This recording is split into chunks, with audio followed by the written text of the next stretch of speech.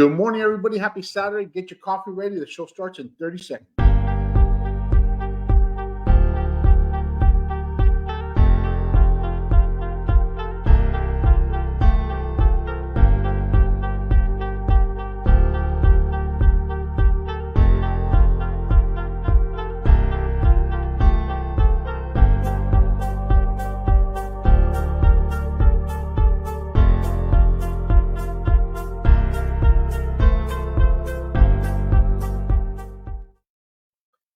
Good morning, everybody. Episode 18 is up and running.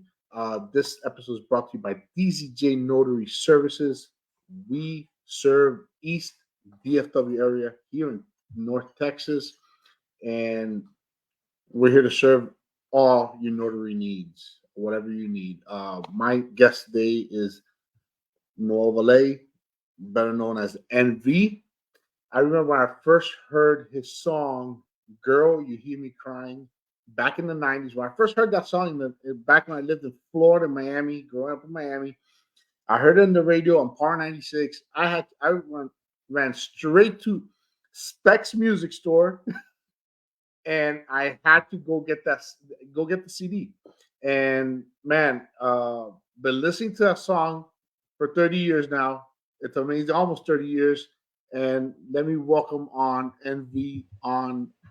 Brother, thank you for joining me, man. How you doing? What's going on, JC? Good to be here with you. Man, I'm so happy that you taking this time this Saturday morning. I don't know how it's like for you over there. It's raining over here in Texas. Oh yeah, nasty weather. Yeah, it is. It's pretty nasty. We're expecting for it to dip in temperature again, but hey, it is what it is. Where are you at? Where do you live at? I'm in the Philly area now. Where? So I'm originally from. I was born and raised in Brooklyn. Oh, really? And then a few years ago, I moved a little further down. So I'm in the Philly area now. Oh, okay. Yeah. I was born and raised in Florida, and we've been here in Texas for 2 years now. So, well, how about tell me about your background? Tell me where you're from. How'd you get started in music? Tell me all that stuff. Tell us about you, where you're from, and all that stuff. That's like the hardest thing, right? Talking about yourself for most people. I know. Well, my parents are both from Puerto Rico. Wow. I was born in Brooklyn, raised in Brooklyn. Before it's the new Brooklyn. I'm talking about the old school Brooklyn when I was there. My first musical influences were probably my brother was a DJ. Okay. And he played a lot of up rock music back in the early 80s, late 70s. He used to up rock himself. He used to do battle dancing. So I what's funny is like I've asked this question to myself for years because my father is a salsa singer. So that influence was there, but he didn't raise me. So I was trying to figure out, is it the true testament of nature versus nurture, right? That I just have it in me? Because he was a salsa singer, he was a lounge singer, he was doing nightclubs. That's how him and my mother met. Could that have like somehow instilled in me, even though he didn't raise me, like I still ended up being the same way? Or could it be that the lullabies that my mom sang to me when I was a little kid, that haunting melody that stayed with me? I think that was it. I go with that. My sisters, we grew up very close knit. So my older sister used to take care of us, and part of the deal was that we would put on a show for each other. Like she was into talent shows, so she would make us stand in front of each other. Me and my little sister at the time, we would stand in front of each other and just kind of deliver songs. I didn't know this was kind of preparing me for later on when I get an opportunity to do this in front of influential people who are going to be like, "Hey, you might have a future in this," So all that stuff kind of prepared, young me. And then middle school to like high school me, I was into baseball. Like, as a brown boy growing up in New York City, it's every kid's dream back in the 80s to be a baseball player. So I had my fix on that. I was doing everything for that. And then one mid-season, I got hurt playing basketball, like right before my senior year. And I had a scholarship waiting for me, but they rescinded it once I got hurt. And then, ironically, that summer, Tony Garcia was doing an event somewhere on 14th Street in Manhattan. And I was there with some friends. You know, we weren't probably supposed to be there. We were probably too young to be in that place at the time. But let's just keep that here. And sure enough, one thing led to another. I made a fool of myself. I was drunk. But I think I made a fool of myself to the point where Tony Garcia noticed me in a weird way because I did something on stage I wasn't supposed to. I may have been heckling. Like I said, I was angry at the world because I just lost my dream. You know what I'm saying? So, um, and I was young and dumb. And but sure enough, he saw something else. He was like, "Hey, you got some, amidst all that drunkenness, there's something there." And I didn't take him seriously. I just walked off. But he gave me his card. And then when I got with some friends that weekend, I was like, "Hey, some man named Tony Garcia, Tony Garcia, High Power Records." And she dances for him, and a friend of mine was doing choreography for one of the girls that he had at the time, and I was like, "Oh wow, I guess this is something," you know. So I called him up, and honestly, music was a part of my life. I would take um, my little boom box and put a tape inside and press record and play music from another tape and sing the song instead of the artist. Like I'd use their music. I made my own little karaoke with two boom boxes, and I recorded myself singing the song. So I was already in recording mode when I was like 9 years old. Like that's what I was doing when I was 9. I was playing with radios and trying to make my own tapes. You know what I'm saying? I remember I So used to do the same. I used to do the same thing. I used to love playing and used to pretend yes, I was. like I a remember radio with the broadcaster, yeah, sportscaster. Like I was yes. the guy in the big game. I was telling you the touchdown or the home run. I was doing the plays. So yeah, dude, there was a lot. I mean, such an imagination. I can only imagine. You know, um, but with the devices now, could you imagine? We probably would have been Oh, broadcasters. well, absolutely. And without having to go to school or some of No, that. none of that. It's Absolutely. funny 'cause I was going to go to school for broadcasting, but my parents killed my dream. Wow. My, yeah, I was going to school when I first got married. My wife, I go, babe, I love sports. I love sports. I love the idea Me too. of sports broadcasting, and and I was going to college, and I was signing up to be a sports broadcaster. Right. And then when I told my parents, "Hey, mom, dad, this is what I'm planning on doing," they, "Oh, what do you go to school for?" I go, "I want to be a sports broadcaster." Yeah. That crap, Yeah. They didn't get it. They didn't see it. I mean, they look now, didn't, dude. Can you and they imagine? killed me. And like an idiot, I listened to them, Yeah. and I stopped pursuing my dream as a sports broadcaster Yeah. because I That's love that's sports. that's tough, dude. I feel you on that. Like I think honestly, for me, there was every single interest I had growing up, no one had interest in. I mean, I'm dude, I have probably a lot of people don't know this about me, but I have like I've been collecting comic books since I was 6 years old. So I have a lot of books. I've never gotten rid of Really, my books. I just put them in these plastic bins like huge because I could stack them, and I have a room full of those. Okay, so I have like Amazing Spider-Man number 24. I mean, I've started looking recently. A friend of mine wanted to kind of like, I think he was trying to like, he was trying to get over. To be honest with you, friends are friends, but if you let them, they will. So he was like, "Hey, what you got over there?" I was like, I haven't gone in my bins for a while. Let me start look. I was like, "Oh my god, I have the first time Miles Morales was in a book. I have, the first Tarantula, one of these, premier Latino characters in wow, Marvel comic yeah. book. I have all that." And I was like, "Man, how much is this stuff worth?" You know. So he's giving me up. He's gonna check it out, and so I've been a huge geek before Marvel. Before I know all those stories. So, but I was made fun of in school when I was in public school. They, why you want that make believe stuff? And I used to make my own comic books. I made my own characters. I never really Really, followed other. Yeah, I never followed other people. I like doing my own thing. Part of Ironically, part of NV was the same thing. Most of the freestyle artists were coming from the Bronx and Uptown, and I was like, man, what the fuck? Where Brooklyn at? Let's go. You know what I mean? Like where we at? Brooklyn is like I love Brooklyn. When people ask me where I'm from, I say Brooklyn.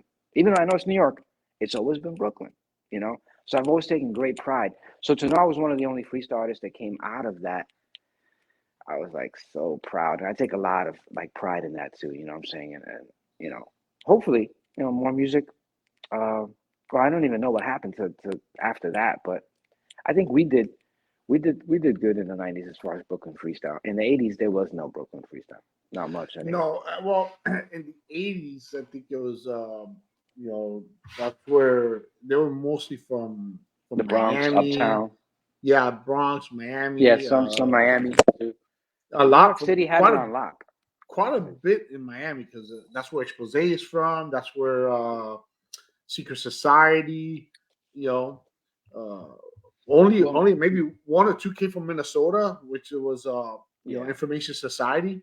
Although they weren't really considered yeah, freestyle. that was more like new wave and emo Yeah, back yeah, then, you know. you know, but And they were making like European dance music, like Pet Shop yeah, Boys, and yeah. they're that's their. So it's funny the groups that you mentioned. To me, they're that's not freestyle. To me, Who? that's pop Secret, music. Secret Society and That's like saying like now the debate with I think where people I think where people get this a little like maybe mixed up is that um freestyle isn't dead. It it's evolved. not. It I evolved have. into what you hear now. Like it's there are pieces of it and in all kinds of music. Like if you listen to anything from an Ariana Grande song to Dua Lipa, you're gonna hear nuances and pieces like, oh my God, that feels like something I've heard before. That's because dance music it's hard to kind of keep coming up with new stuff. You have to remanufacture, you have to mine the old material, just like we did. So the newer artists are doing the same thing. So they're remnants of it. Like 15, 20 years ago, I remember when people would call me and they'd be like, oh, freestyle. I'm like, really? Listen to Black Eyed Peas. There's so much freestyle in that music that's now stadium music. They consider if you go to any stadium in America to watch a sports game, it's all feels like it's all Black Eyed Peas music. It's like what happened? You know what I mean? But that's the world we live in now. So most of the hip hop that we grew up on that was street hip hop is commercial. And most of the hip hop that we listen to on the radio now is commercial. Yeah. It's not hip hop. It's hip hop. It's pop music. It's popular. It's what it is. That's literally the definition. And these artists, they shouldn't be afraid of that. They should, gravitate to that because you're not making it not to sell. You're making it to make music and to sell. So yeah, it's working. But but it's cool how some of you guys that were around back in the '80s, not late '80s, '90s, you guys are still doing stuff today, and because I don't like the God forgive me, great talent, but I don't like the Ariana Grande's. I don't like the. I'm not a Black Eyed Peas fan. Right. Yeah. I like my freestyle Yeah. artist music. I like pop music also. I do like some pop music, but I like the old school pop music. Yeah. You know, I feel you. but I like Pet Shop Boys. I Hmm. like Information Society. Yeah. I'm stuck. Many people tell me I'm stuck in the '80s and early '90s. I No, am. I'm dude, stuck here. that's all that Johnny Hates Jazz, Sandow Ballet. I mean, I spend my day listening to all that stuff. And I'll go even deeper, like, because, uh, when I listen to music, I like to listen to music that I genuinely would like to either sing or like just kind of groove to, you know? So like the older I get, the more like Springsteen and John Cougar Mellencamp, like all that rock stuff kind of comes into, and then I'll go with like The Cure and we'll do some Stone Temple. And all of a sudden I'm Oof. listening to that.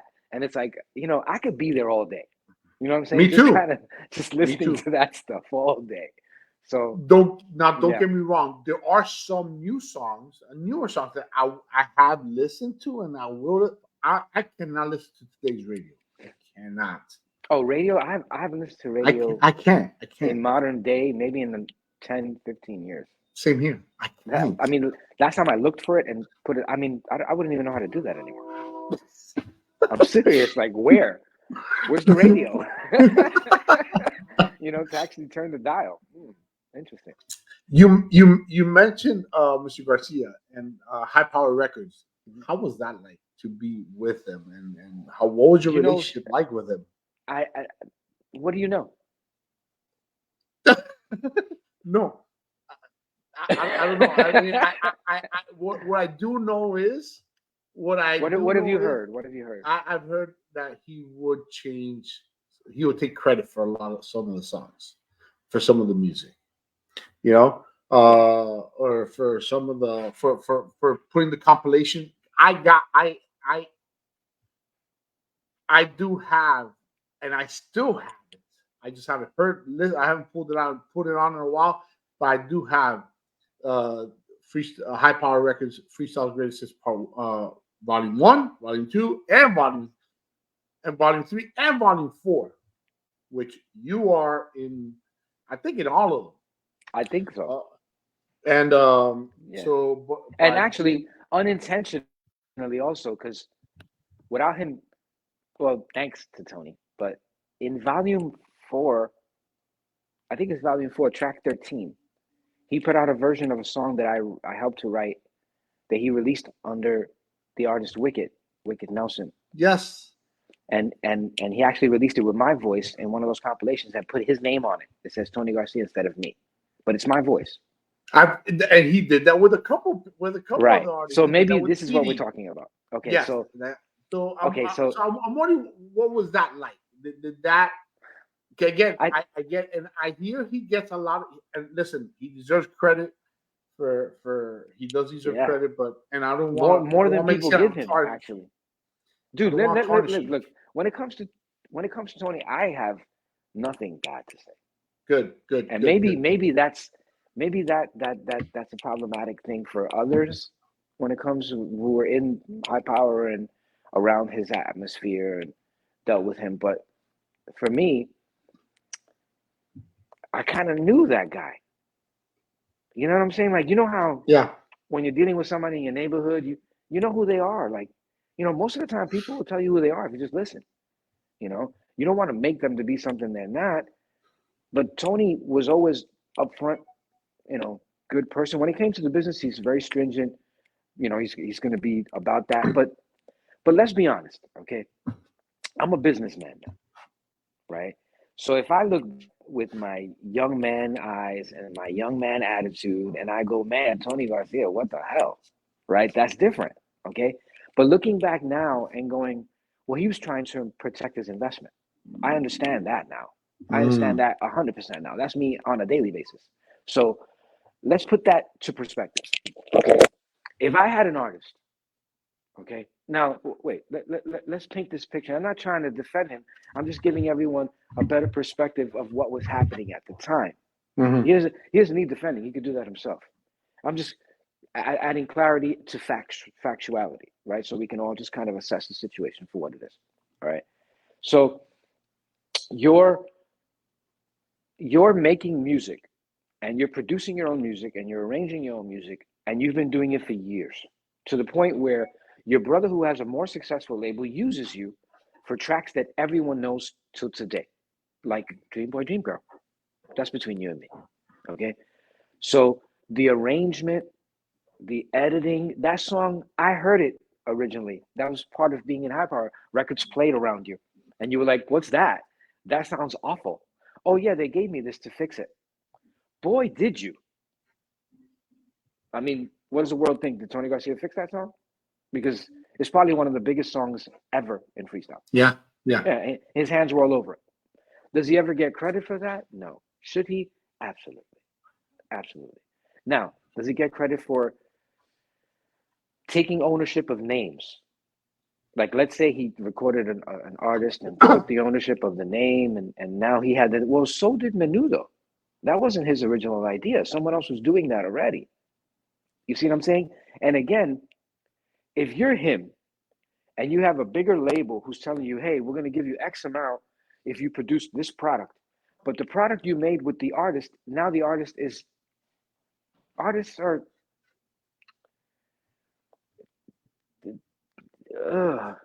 I hate to say it, but, you know, sometimes flip floppy. Like what you want to be today isn't necessarily what you want to be tomorrow. Maybe today you want to be a salsero, maybe tomorrow you want to be a reggaetonero. Those things don't necessarily match within the specter of music. They look at it and go, oh, you're confused. You don't know what you're doing. But he knew he had a freestyle label with freestyle artists. So everyone who came in the door was expected to make freestyle music. But how many of those people came in the door, made a freestyle song, did a good one, he promoted it, put his money, his name behind it, because they had nothing when they walked in the door. And now they want to do something else. Now he broke the record, spent thousands of dollars, which he didn't have, still living in the building he was within, his family. That's where he started. That's where he was running his label out of. And now the artist comes and says, no, I want to be an R&B singer. And you're like, but I just poured thousands of dollars to make you something in this genre. I could count the times I was in a room and heard someone come in and say, I want to be something other than I am. NV did it. After 97, when the market changed, I went to him and said, hey, this isn't working for me anymore. We need to do this. He balked. I left. Simple decisions. People make them all the time. You know what I'm saying? You can't be afraid to say, this isn't for me, and walk out of it. Right. Again, I do it on a daily basis. You know, I usually make more money when I say no, because people know they can't hold your foot to the fire for money.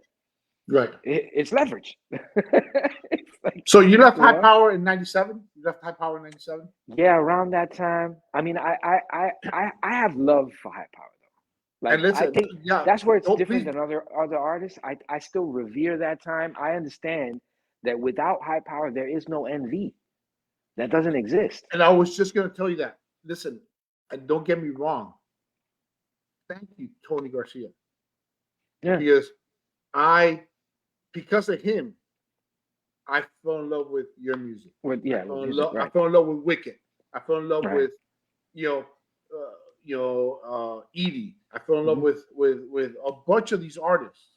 Thanks. And I knew a bunch of them before I even got there. Like, I knew Eclipse, which was I think he had a two-girl group back then.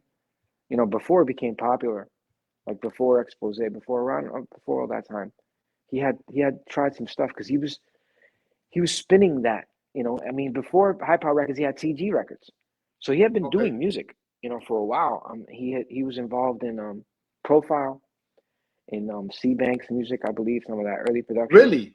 Yeah. Yeah, I did not know he was involved. Whenever you hear edits, like all that crazy edits, a lot of that was Tony. There was only 2 or 3 guys, I think, back then. I could be wrong, who were able to slice up tape. Because now it's all digital. Like, you could just see what you're doing and then print on top of it. But back then, you actually had to have the reel-to-reel, like the 1/4 inch, and you had to slice it up and tape it together to have edits. I mean, that's sick, dude. It took special talent. Yeah, dude. I mean, ears. And these guys were not trained. You know, a lot of the music that we listen to, none of these guys went to Juilliard. I mean, if they did, please correct me. None of these guys, I mean, some of the talent, you know, went to the High School Performing Arts and all that stuff, but a lot of these folks were untrained talent. They were just by ear, you know? So it's funny because I have this conversation with my mom. She'll be like, hey, you know, in the 60s and 70s, early 70s, we had this big salsa push in America, and it was like a cultural thing. I was like, well, Mom, you know, you guys might not have noticed it, but freestyle was kind of the same thing. You know, your kids ended up doing that. That's what we did. We did that. We made it a mix of like street hip hop at the time and our music and the new wave we were hearing from Europe, ironically. We took all 3 things and we made our thing, you know, and we call it freestyle. And again, they've been trying to kill freestyle for a while and for whatever reason. And I'm glad it's still around. I think it's still, and I love how some of you guys have not stayed still. You guys are not stuck with the same. Not there's anything wrong with "Girl, You Hear Me Crying" or No, but if you guys keep putting more stuff out. Well, because you evolve, right? Like, if you like, how can I? You know what's funny? We were just with a friend of ours yesterday talking about this exact subject, because he was like, you know, I get people come into my studio and he goes, it's crazy to me. He goes, it feels like the old people want to sing. Oh, when you're young, you sing about all these questions you have. And when you're old, you sing about all these answers you have. And he's like, somewhere along the way, we're not communicating properly. Like, because older people can't sell music to younger people. I was like, well, there are 2 things there. Okay, you have to think about when you were younger, and when you were younger, you would go anywhere for free. Money was not a thing. It was, you know, you were interested, but it wasn't the deciding factor. The party, the movement, the things that were going on around you, that was the deciding factor. And freestyle had a movement. We were all moving it as a culture. So people say, "Oh, this is dead, this is that." It can't die until we go. Yeah. As long as we're on Earth, it's here. Period. Because we're interested. You see what I'm saying? So maybe when we're gone, but let me tell you something about that, okay? One of the things that makes me so happy about this particular genre we have is that I never realized it when I was young because I was too busy doing the romantic part of it, which is that, the delivering, that part of it, right? But the thing I never noticed about was how familial it is, how family friendly it can be. And now when I do gigs and people come and bring their kids, they're grown kids and they're singing my songs note for note. And I give them stuff. I give t-shirts. I'm always giving stuff for free because it's about the people. So I'm all about giving. And when I see that, I just feel like Santa Claus. And I'm like, oh my God, this is, you know what I mean? And people love that. But at the same time, they don't realize how much it does for me. Like how much it does for my soul to know if we weren't on earth, this kid's still going to be dancing to my stuff. And that's because their parent did that, because they love me so much that they played me every day, and now it's instilled in the kid. That happens in a lot of households, dude. I am so appreciative of that. So, Well, so I'm saying, how can something die when we've got people here to, to keep it around? well, and that's yeah. The fans keep us fans. We keep God. I'm a fan. I'm not an artist. I'm not. I've never been a DJ. I've only been a fan. And And my we appreciate daughter. you. We need Thank you. everybody to Thank make you. a culture. You need all. Absolutely. Absolutely. My daughter is 27. So a lot of these songs that were popular in the 80s and 90s, she knows because of us, because of my wife and me. She doesn't like all freestyle, but oh, Dad, I know that song. I was Well, or let she'll me let me, call. let me paint this picture for you because nothing makes me, like I said, as a songwriter and a creator. This is where I think again sometimes folks miss. You gotta stay. You gotta keep an even keel and understand why. Why would I want to do this? It has nothing to do with fame. Has nothing to do with fortune. None of that. The only reason is because I know I got a list almost 12 years ago. A friend of mine who used to work at Apple, doesn't work there now, so Apple can't come for us, gave me a listing of how many times uh, Some Kind of Love had been, you know, used on streamed back then, and All it right. was in the millions. And I was away from music. And he was like, "Dude, this is not being served. It's your duty." He knows how I am, how I feel about that. I have a loyalty to whoever's loyal to me. So he was like, "You have a duty to these people."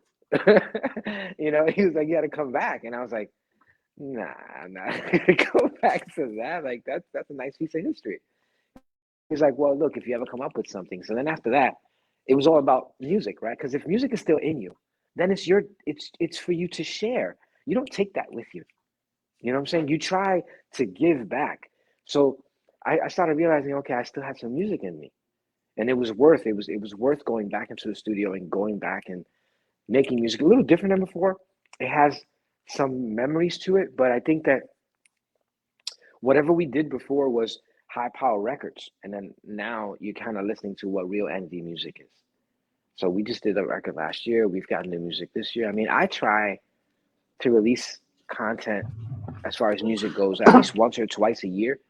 Um, and that way people can just kind of stay on it and know, okay, like I'm gonna keep giving this to you, you know, as long as you accept it. You know what I'm saying? And as long as I want to do it, you know what I'm saying? Like, because you don't want to, like my friend said, like, young people have questions. Well, we don't have questions. Or are we too afraid now at this age to ask questions Or because to we're gonna admit lose that way we don't know. We don't have all the as much answers. as we think we exactly. But there's something there, right? Like there's something about faith in the next part of your life that I mean, I look at guys like Billy Joel and you know Paul Simon. They managed to make records later on in life that reflected their age. It was, Hmm. I hate to say it's age appropriate, but it was thought provoking, right? It had depth. Yeah. Even if you listen to I did this with my daughter the other day. If you be my bodyguard, I can be your. I hated that song growing up. For real, I used I to was love not a that fan. song. I used to I like the love that song. I used to like the music, but I was like, why would you need this guy to? I mean, who's bullying you, Paul? Who's bullying you? You know what I'm saying? What are you Yeah, my and bodyguard? I remember the video with Chevy Chase on it. I used to Yes, love that with the video. faces and the, yeah, yeah, Yeah, dude. Yeah, I mean, it's so simple. We were so simple to entertain back then, dude. So simple. yeah, I yeah, look back and I'm like, wow, we were so easily entertained. yeah, You know. yeah. Well, you said how long between what period? When did you stop making music, and when did you take it back on? Wow, I I mean, want to and you say, stopped performing at all. You stopped yeah, performing yeah, live and everything and absolutely. all that. Yep. You took an actual break. Oh yeah, Or you yeah, quit totally. yeah. I quit totally.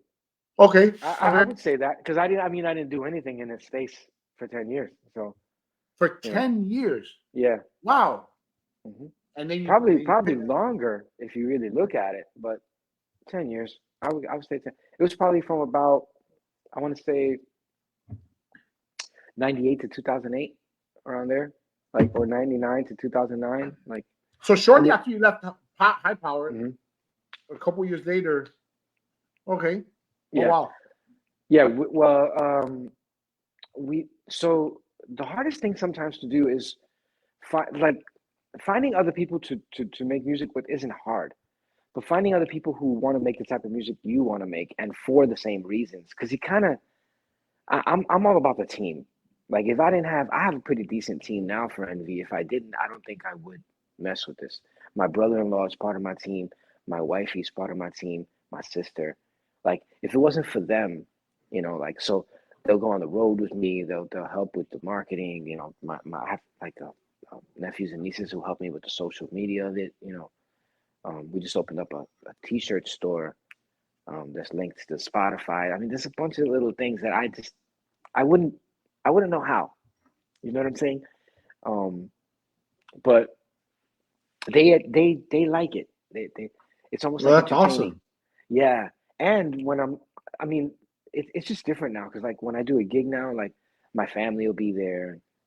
You know, it's just different. You know what I'm saying? Like I can't compare it. It's not the same. It's a different energy for sure. But even now, like I worry about. I'm gonna be honest with you. Like on this topic, I worry about performances and the future of shows because our audiences are just getting older. You know what I'm saying? And we can't keep asking them to come out to nightclubs and nighttime events. Like I don't even want to be there. You know what I'm saying? Most of the time, I'd rather be, well, you know what I'm saying? We're at the age where Yeah, I know I want what to you be mean. home with my wife I and know. drinking my cappuccino, watching my stuff. You know what I mean? Like just I chilling, mean, dude. yeah.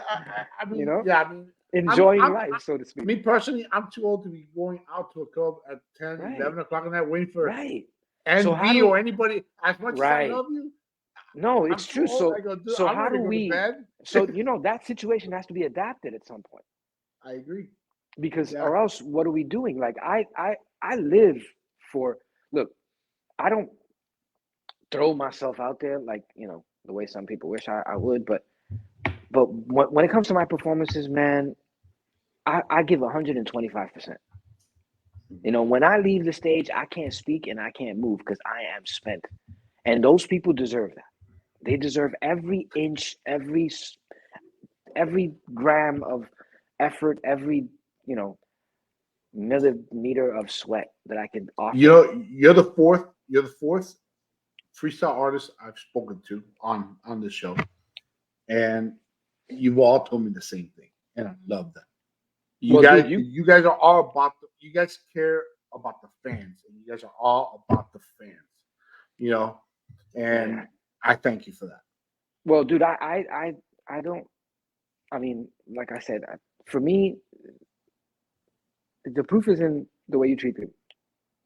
You know what I'm saying? Like, you know, it's easy for me to sit here and say something, but if you just ask people, they'll tell you. You know what I'm saying? My goal as a singer or the MC of the night, however you want to look at it, is to ensure everyone has a great time. That's my only job. I don't come here to stress nobody out, come talk about my problems, tell people, hey, I had the worst week. Nobody gives a fuck shit about that, bro. Nobody, you know why? Because my job is like the movie you went to see last week. If it was fiction, it was to escape your real life. So when you come see me, it's my job to help you do that. Not to remind you of what you don't have, not to make you feel bad for what you didn't do, to make you feel awesome for being here. That's it. That's it. And and it's funny you say that because for a while, I told you earlier, I love sports. For a while, I boycotted all sports Why? because they were shoving down our throats politics. Right. They're putting politics into it. I go, dude, I watch sports to get away from all that crap. Right. I watch sports to enjoy my team play and But let me to ask you a enjoy question, what's up. just on that topic, right? Mm. If because when it came to this, I didn't blame the NFL. I don't blame the athletes. I blame the media. You're the ones covering it. You're the ones making Absolutely. something of it. If you had never, Colin Kaepernick could take a knee wherever the hell he wants. It's a free country. That's the point. I agree. That's why we're here. But you showing it all the time and making it a thing all the time, that's your choice. So I blame the media. The same thing they do with the ex-president. You don't want us to know he still exists, but he's in trouble all around the world, and he's probably going to be the GOP nominee. So you can't really get rid of that. What you should be talking is not about all this stuff. Talk about who he is, how he fails your youth as a person, how hard it is for me to tell my daughter, please be a better person, even though this is the man that I'm gonna have. Can't do it. And look, I'm an independent. I can say whatever the hell I want because I don't go for either side. Both of them are crazy. Both of them are crazy. Facts. Facts. One is crazy that way, the other one's crazy.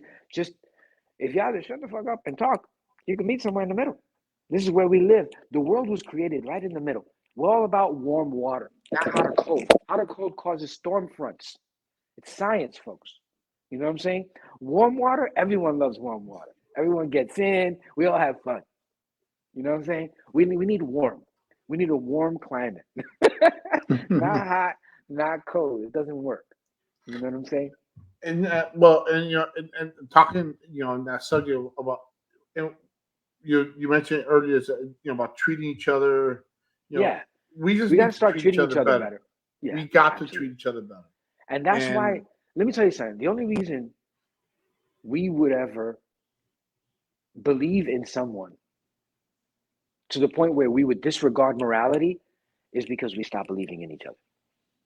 That's it. We need to start believing in each other. Who cares if you think this way and I think that way? We still have to make the world work. There's no I way agree. around it. No way around it. Listen, and it doesn't You know? matter if you listen. You say you're in the middle. You say you're independent. But let's say you are Absolutely. for Biden or you're for Trump. It doesn't matter. Neither of At those. the end of the day, let's respect each other. Right. At Let's least. At the respect very each other. least. At the very Let's least. just. Respect. I Respect. don't care Right. what side of the aisle you're on. Let's respect No. each other. Never. No, it was never a thing. It's a thing now. Because everybody thinks that there's this big civil unrest. No. I've got friends all over. I've got tons of friends in Texas who think differently. They love their governor. I think he's shit. You know, they hate I my like it. governor.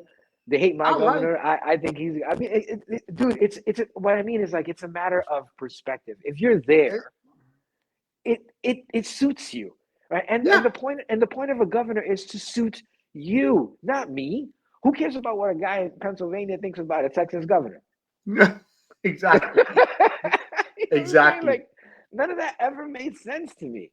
You know, so whatever. And at the end of the day, what are the chances I'm going to meet him? At the end of the day, you and I have met each other now, Mm-hmm. and I respect you. You Yeah. respect me, and Right. that's the way it's supposed to be. You know what I Yeah. mean? Let me ask you this: going back to your career and stuff, who have you collaborated with? Who have you collaborated with, or are there any plans to collaborate with any other artists in the near future?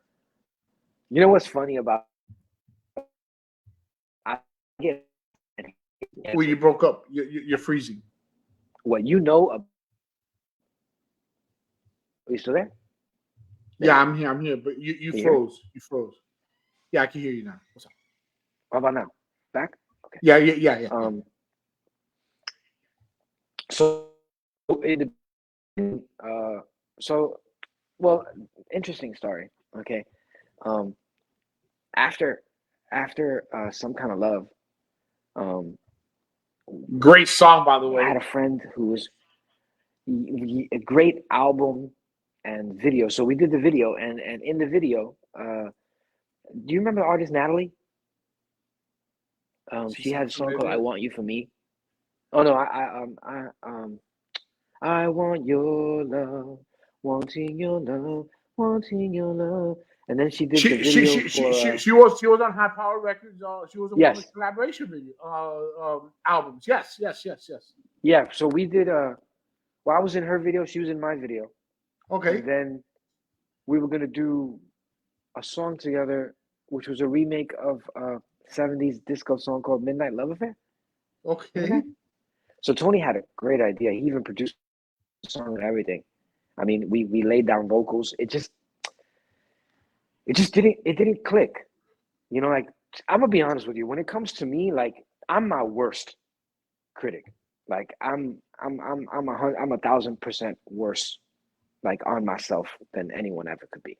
You know, I'm a Virgo, and I'm slightly OCD. So when I hear a mistake or something, I'm like, no one's ever gonna hear that. You know what I'm saying? Like Mhm. no one will ever hear that track. Like I have a hard drive full of songs no one will ever hear because they're not perfect to my like degree. You know what I'm saying? Like it's Yeah. like so yeah.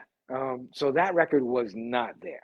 Like vocally, it just wasn't. It wasn't we thought we would be more compatible as far as our voices go, and it just wasn't meshing. You know what I'm saying? Okay. Now the cool thing about like that I try to do is like I learned how to sing by mimicking people. So like when I was growing up, it would be like Pet Shop Boys, like you said. So when I would listen to Pet Shop Boys and I would sing, I wouldn't try to sing like me. I would sing like that. I'd be like, in the western town of Denon Wall, the eastern boys, a western girl. You know, that's the way they sang it. So that's how Yeah. I did it. You know what I'm saying? So it took me a while to find NV's voice because every time I got a song, I'd be like, how would how would George Michael sing this song? And I would try to do it like that. Or how would Elton John sing this song? And I lost me somewhere in there, you know. So Yeah. some kind of love was the first one where since I wrote it, I knew what it was going to sound like. It was going to sound like me, you know? And he was like, well, what's that going to be like? I was like, I had to work on my own voice. It was so hard. You know, this is after Crimes of Love, after Go You Hear Me Crying.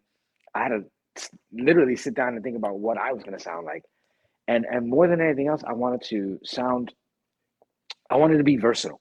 I didn't want to be one note. I love that Prince could do um, little red Corvette, and then in the same breath, in the same song would be like, you know, um, knew this girl named Nikki Arthur. You know, like you could go a falsetto. Like that was talent to me. I wanted vocal talent. So I practiced and went at it. And I now I'll be honest with you, but I think I could blow with anybody. I mean, because what I've done to my instrument was just push it in so many different directions. You know, like for instance, last year the record we released was My Heart Is Breaking. That record is extremely high.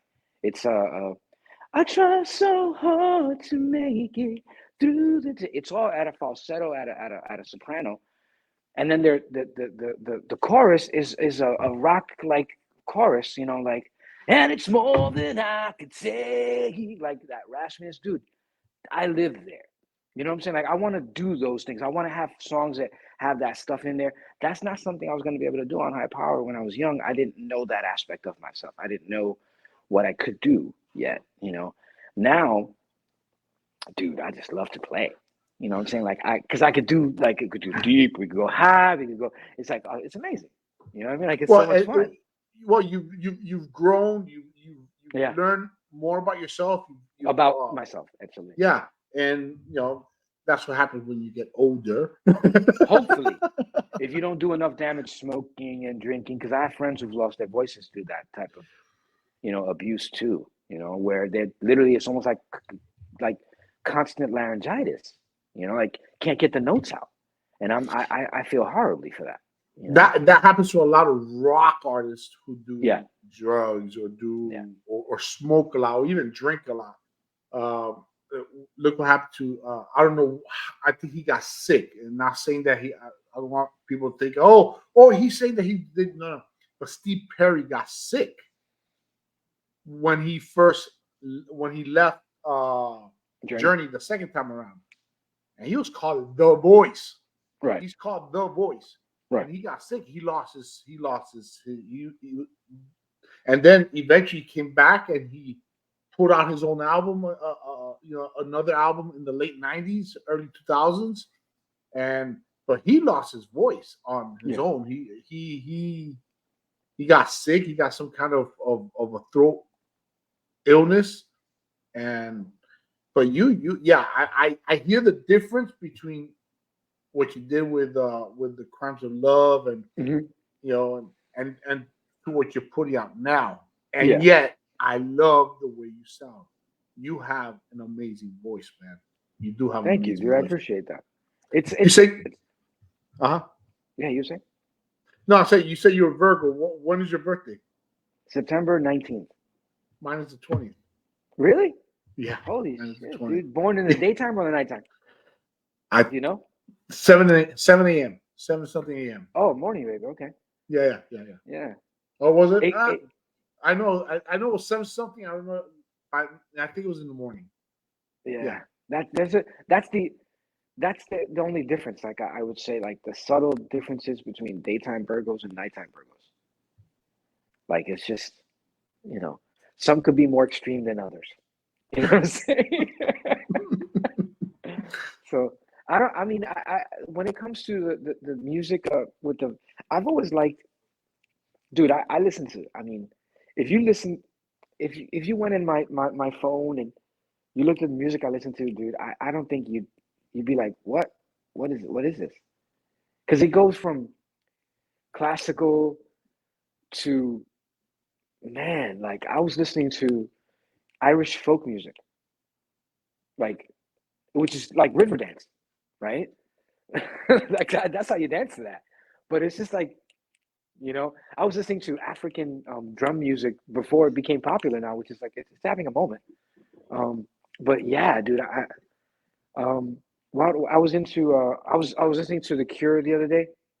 Okay. And that's a rabbit hole for me. I could stay in there for days, bro, because there's so much stuff. Well, they put you in a trance almost, man. Yeah, dude. You know who I like too? A modern band that reminds me of them. It's called the 1979. That's another modern band that I'm gonna have to look them up. Yeah, they ironically, that 1979 thing I think is inspired by Smashing Pumpkins, who's inspired by The Cure, which is so it's all kind of interconnected. It's all kind of together. Yeah, I love that stuff, dude. I just love music. Me too. I'm like I said, I'm a fan. You would think, I told somebody else that had on, you would think that I was, and my wife that told me once, I'm surprised you never became you never got into music. I'm so much into it. I'm so much into music. I love music. I can tell you when I hear a song, I can tell you who sings it. I can probably tell you when it was written, and all. I'm just a fan. I'm a student of music, but I've never been an artist. I never sang. As a matter of fact, I'll be lucky if they just throw tomatoes at me. Yes, I can't play music. I had my boombox back in the day. I will play, and I'm a fan of all kinds of music. So. But you said that Austin. You had told me once that Austin's your second home, right? So you come to Texas quite often to every perform year and stuff. Every year, yeah, every year for the last 11 years, 10 years. Wow, 11 years. When are you coming back? I would love to. Usually around the summer. Okay. Yeah, because we'll do like an outdoor event, we got to make sure the weather's really good so Yeah. everybody can come outside. And it's like usually, I mean, some of my favorite shows I've ever done. One time in Austin, I had an airplane. We got an airplane hangar, which is I think it's a restaurant called Mexitas now. I'm not sure what it is now, but it's right in the middle of everything downtown, like on the other side of the highway, but next to downtown. And the place was used as a bingo hall, and it was like huge. And I packed that place up with 800 people, Wow. and it was one of the best shows ever, ever. I mean, it I'm was. gonna. To this day, people come to me up there. You remember that show at Mexico's? It was so amazing. I was like, yeah, that was a concert. That was the first time I ever put my own concert out. I did 40 minutes on stage, and they Wow. never, dude. I'm telling you, man. See, that's the stuff, bro.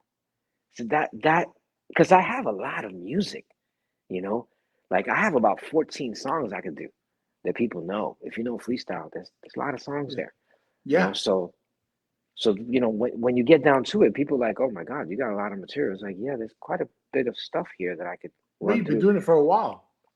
Even Yeah. even even though you took a break for 10 years, you've been doing Well, it and we for did the full you've been doing album, it for a and that minute, full man. album, the full album in '94, and we had a couple of songs before that, and then we did some songs after. So that's really, and then some of the new songs that people, they sing along to, and they get played on internet radio too. So, you know, it's, My brother-in-law lives in Austin, so I'll be keeping an eye out for when you do come well, I'll let out. you know. Absolutely. I'll let That'll you be know. that'll be awesome. I would love to come out, Absolutely. take my family out, see Yeah, you, dude, and that'd be fun. Are you kidding me? that'll be awesome to Yeah. and meet you in person. Every year we do the Austin area and San Antonio at least once, Cool, but man. mainly Cool. mainly Austin, like in that area. Absolutely. And I stayed down there, so like between us, right? About I want to say it was about 12 years ago, maybe less, but um, I was going through a bad breakup, and my business had ended, so I was looking for a new place to live, and I was literally looking at Austin, and I went down there and stayed for a few months with some friends, and I did some business out there, and um, some shows, did some NV stuff, and I was so close to actually just buckling down and staying down there. Oh And then wow. when I came, yeah, and ironically, a month later, I came up here, did a show, and met my wife. Nice, man. Nice. Congrats. Ain't Well, that isn't that it, something? It's like, hey, it, you it know what? is. It Fate. is. And then she was like, "You going to Austin?" I was like, "I don't think so." So you've been married now? How long have you been married now? Well, not married, but it's how it is, you know. Yeah, yeah. Yeah, And but you have I kids. was You said you have a daughter. How many kids do you have? so on that, right? So Oh boy. I'm twice divorced, Okay. Okay. Okay. right? Because sometimes things don't work out. No, So of no course not. kids, Yeah, yeah, yeah. no kids from those Okay. marriages. But then when I met my wifey, she already had a young daughter, Okay. and I've put in the work, to be there for her and everything. And when she turned Awesome. 21, she adopted me, and she took my last name, and now she's my baby. That's awesome, So man. I, yeah, I feel you, man. This when I've been married to my wife going on 24 years. This June, June 10th, we took 24 years. But when I married my wife, I got a daughter also. right, So my my pride and joy, which is my oldest, is my daughter. She's yeah, 27. But so I got a daughter and a wife the same day. right. They Yeah, were I my. didn't expect that part of it. I was Neither did I was I. gonna I was gonna love this woman regardless, but then that other part came, and it's like, wow, And I was lucky because I got a kid that just was ready for parenting and ready for direction, and you know what I'm saying? Just Yeah, like, yeah. sometimes you have a lot to offer, and maybe a person isn't there to receive. But Well, how old was she when she you when was you 13, 14. well you were That's a very. tough age, bro. That That's a is. tough age. I got my daughter. When I met my daughter, she was 2.5. Oh, I And I then always say I when wish, I'm married, yeah, when I married my because I wife, could have held the kid. You know what I mean? Like that's a oh little different. yeah, and I fell in love with Yeah. my both my wife and my daughter when I first met them, and then when my wife and I got married, my daughter was 3. So I Yeah. I mean, so I was very fortunate, but man, you're fortunate because at the age that you met your daughter, that's a tough age. That is a tough That's age. That was those a are tough the age ages that, yeah.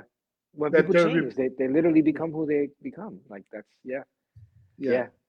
That's why, I remember when she presented it to me, and she came to me and she was so proud, and she was like, "Look, I'm gonna do this." And I was like, it's gonna take a lot of work. You're gonna change your last name, and I want her to speak to her biological father. Uh, I didn't want there to be any issues for her growing up, and she did Right. all that. It's hard to change your name in this country, bro. I mean, they make you go to court, they make you speak to judges. She did all that, and it was just so impressed with her. That's That she, awesome. yeah, you know, and more than anything else, like I said, she's like a sponge, man. It's so awesome. You know what I'm saying? Like, she's mine. I don't look at her like she's not, She's your you baby, know? man. That's like Yeah, just like mine. yeah. And That's how it is. yeah, and then on top of my daughter, we have 2 sons. All 3 of our kids are adults. You know, so all 3 of our kids are adults. So yeah, we're blessed, man. We are blessed. Yeah, Um, I'll say let me family's be- amazing. before I let you go, let me ask you this: freestyle music, man, is all over the world now. It's huge, huge in Brazil, Yeah, South America, even Asia. I've been to How does that Brazil four times. really? Okay. Mhm. How does that make you feel, man? Knowing that you're in another country in a language that we don't speak, or that I don't know if you do speak Portuguese, Un but poquito. people are actually singing your songs in a language that they don't even speak. How does All that right. make you feel? How does that make you feel as an artist? So so okay. So in 91, right? I was just I wasn't even a thought, right, in the freestyle scene. Okay. Um I met Tony Garcia.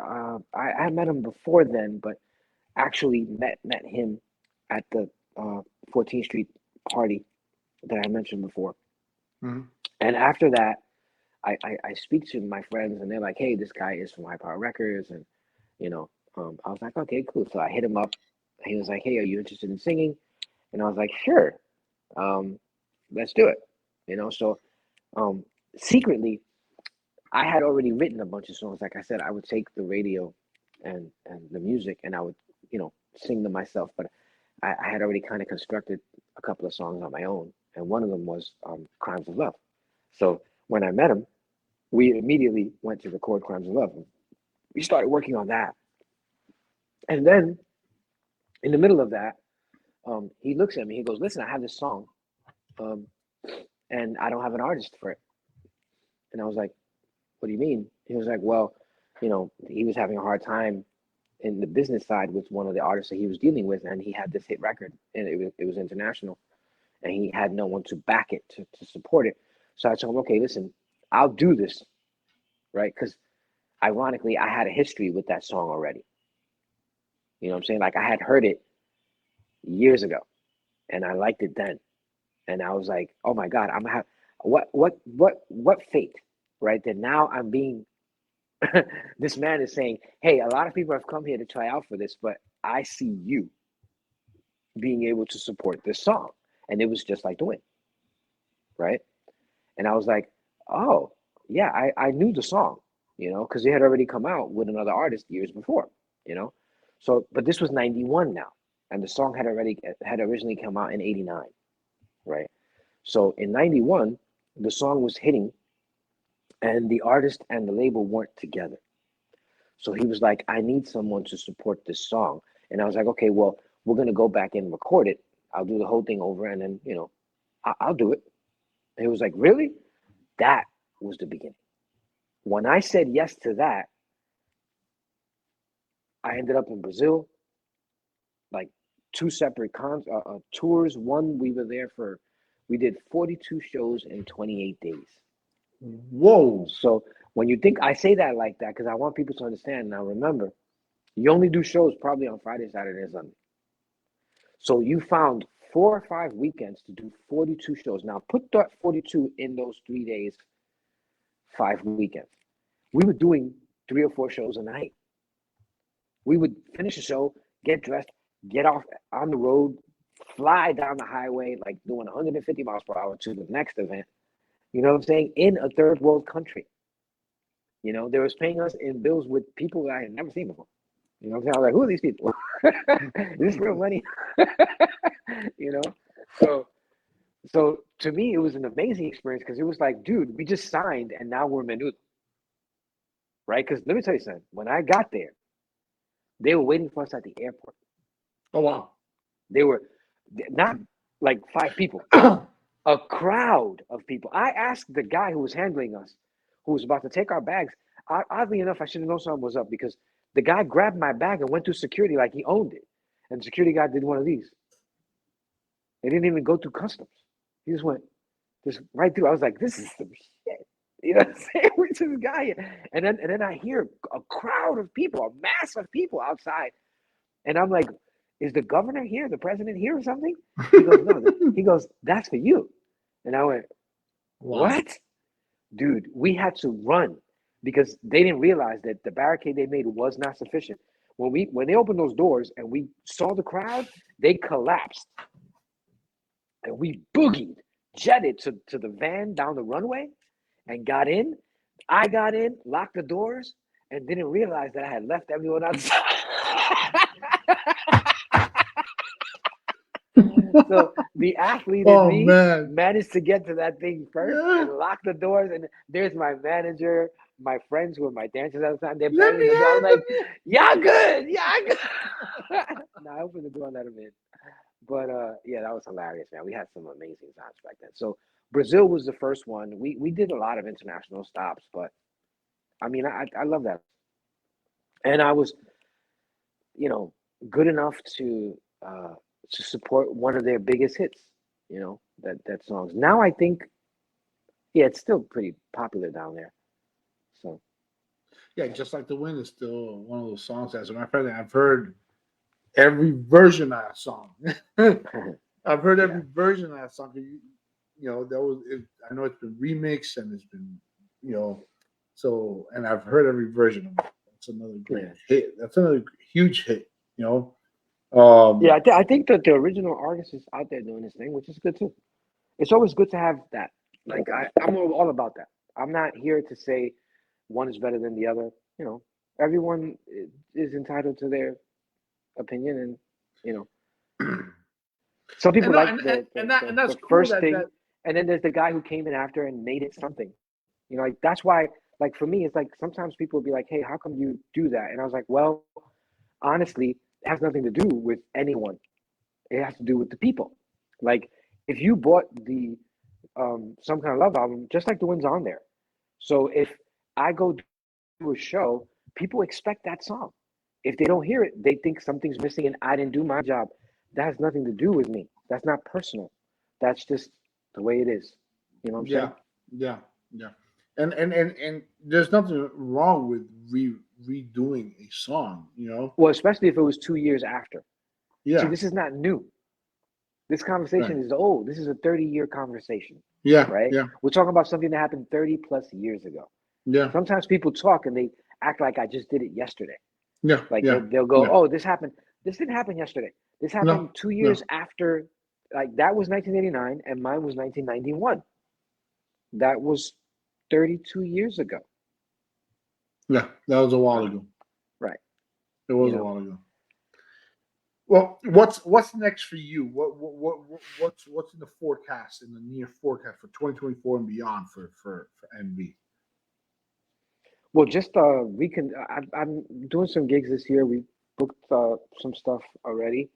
Um, this year, like everybody called way ahead of time this year. It's like so interesting because I'm booked like for the fall of 2024, and it's like okay, you got in early. That's great. Um, I honestly like we did this song last year. It was great. I got awesome support. Um, and then I just wanted to take a little time to read, think again, like uh, the music I'm putting out. I'm not the type of person that could just spin their wheels. Everything has to have a purpose, you know what I'm saying? Or else I feel like I'm purposeless, and that doesn't work for me. So Right. I want to make sure that whatever we do as far as music is kind of, is coming from me. My wifey writes some of my songs, so that helps too because I know where it's coming from, and she's such a good writer. She's so like for me now when I write, I feel like I'm too serious. I want to save the world. Remember we were talking about my friend? Like, Yeah. I got Yeah. answers. I want everybody to know these answers. And so she still writes like questions, like questioning things, questioning. And I find that music with questions are better because we could all relate to questions. Yeah. We can't.